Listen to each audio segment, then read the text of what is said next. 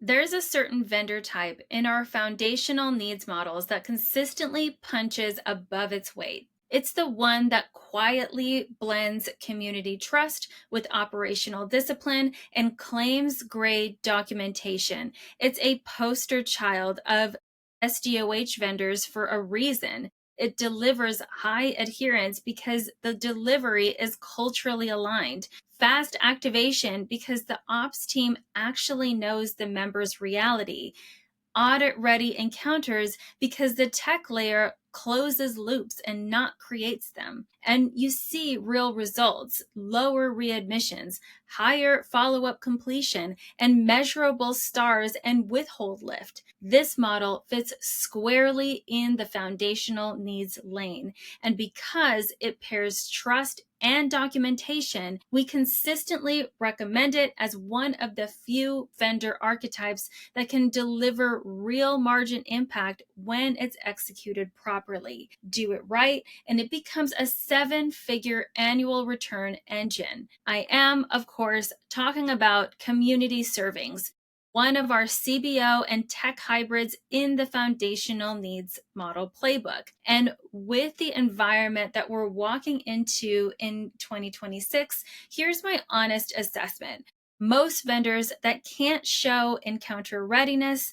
multi-payer verification, or adherence logic are going to get squeezed. Plans won't have tolerance for narrative first partners, and any model that can't hit activation windows or Z code accuracy will fail audits and lose medical expense credit before Q2 is over. Community serving sits at the opposite end of that spectrum. Its lane placement is clean, its reimbursement is clear, its SLAs match clinical operations, not community philanthropy.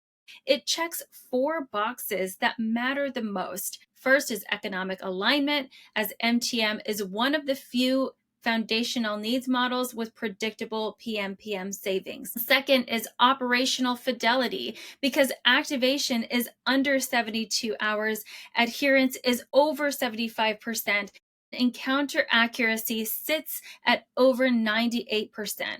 It's audit durable. There's Z codes, eligibility logic, and duplication controls already in place here.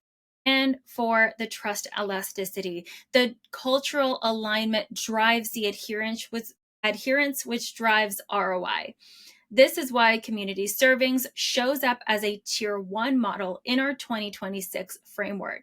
Not because it does good work, but because it can withstand the enforcement era. That logic, the economic engine, the operational thresholds, the audit infrastructure, the state-by-state viability is exactly why I created the 2026 Foundational Needs Model Playbook. I built this so that leaders can finally stop piloting vendors who can't be reimbursed, stop buying models that fall apart at adherence, and stop losing margins because documentation wasn't designed for audit survival. This playbook gives you the ROI mechanics that your CFO will actually use, the contracting blueprint that your compliance team will copy and paste, a state-by-state guidance that your strategy team needs, and the vendor tiering system that your network will rely on. And the operational failure patterns that every executive must be able to diagnose. By the end of it, you'll be able to tell which vendors are fundable, contract ready, and margin positive social care. If you want a model that behaves like community servings with high adherence, audit durability, and reimbursement hygiene, this playbook will show you exactly how to evaluate it, buy it, and scale it without getting burned. This is the blueprint for 2026 because in the enforcement era, social care stops being charity and becomes infrastructure, and only the operators who truly understand foundational needs models at this level will survive what's coming.